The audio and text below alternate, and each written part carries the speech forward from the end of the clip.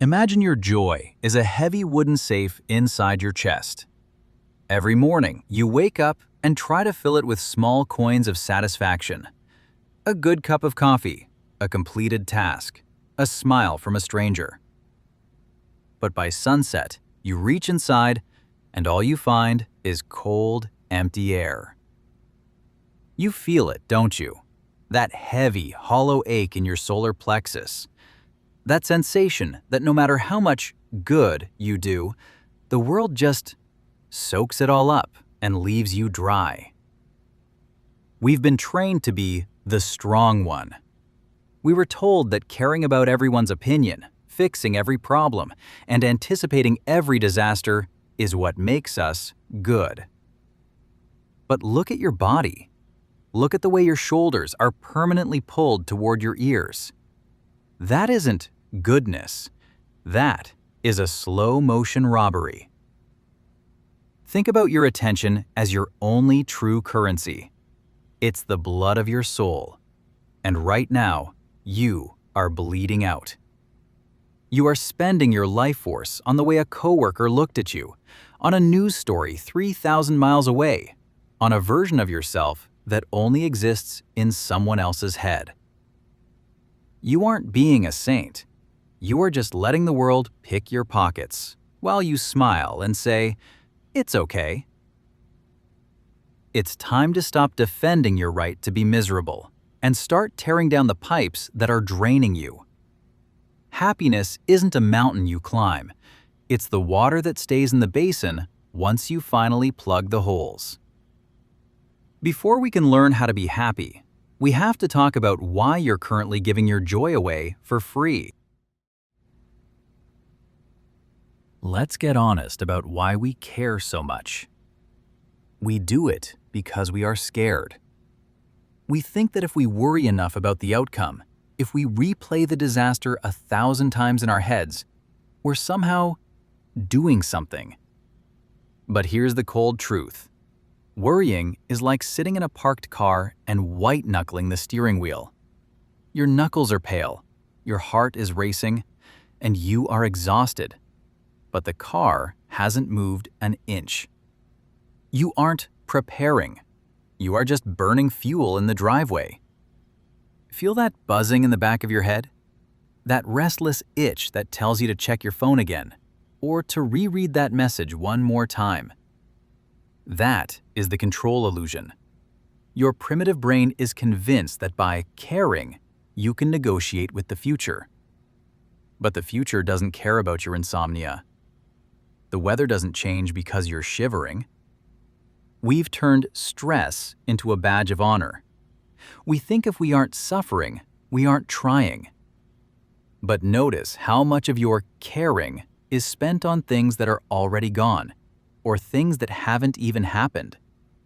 You are spending your real, living energy on ghosts. Stop feeding the monsters that have no mouth.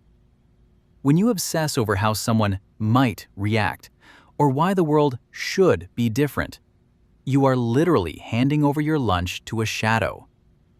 You're staying hungry while the shadow stays thin. True power isn't about having a grip on the whole world. It's about knowing which things actually have a handle and letting go of the ones that don't. The reason you're so tired isn't the work you're doing. It's the weight of the ghosts you're trying to carry. Have you ever felt like there's an audience in your head, judging every move you make? You pick out your clothes for them. You rehearse your sentences for them. You even filter your joy through a screen, waiting for likes to tell you if your afternoon was actually worth living.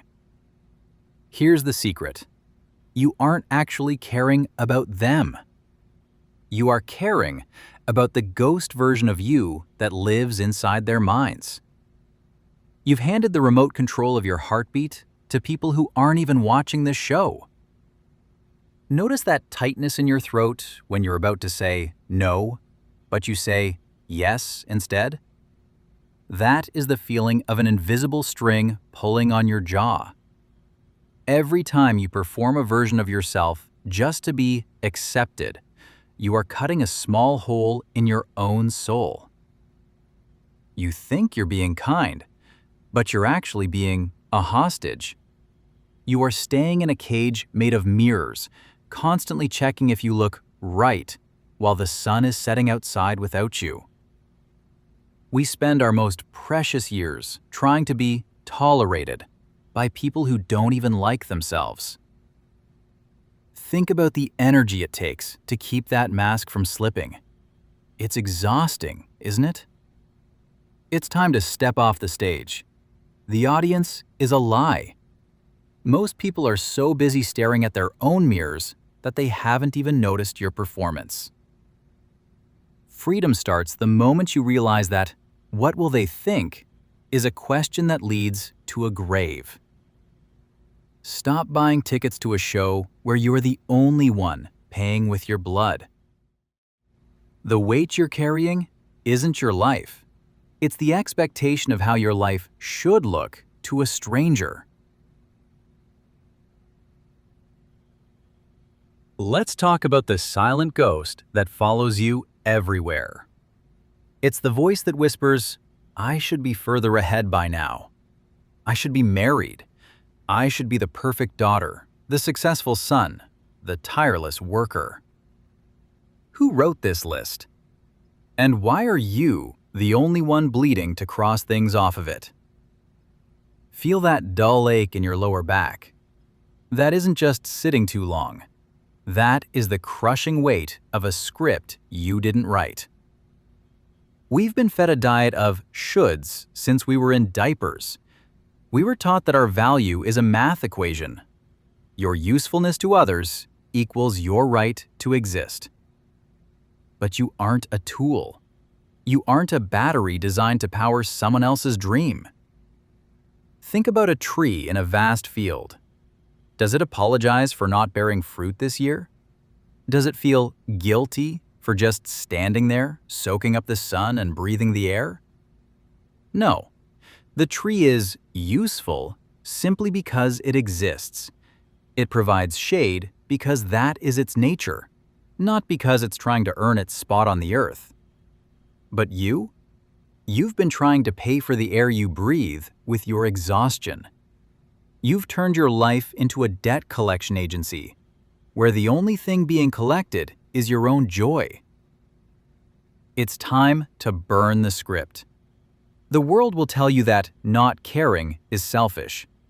I'm telling you that staying in a burning house to please the neighbors is suicide. You don't owe the world your misery as proof of your goodness. Your only real debt is to the life that was given to you, the one you are currently ignoring. The reason you're so tired isn't because you're doing too much. It's because you're doing too much of what isn't yours. We've spent this time walking through the wreckage of your energy. We've found the ghost steering wheels, the mirror prisons, and the scripts you never signed. And now, you might feel a bit raw. You might feel the weight of all those years you spent bleeding for a world that never said thank you. But I want you to notice something right now. Feel the air moving in and out of your lungs. This breath is yours. It doesn't belong to your boss, your parents, or the ghost in the mirror. It's the only thing that's real. You cannot pour water into a bucket that is full of holes. And you cannot build a happy life until you decide to stop giving your joy away for free. Happiness isn't a reward for being perfect. It is the natural state of a soul that has decided to stop leaking.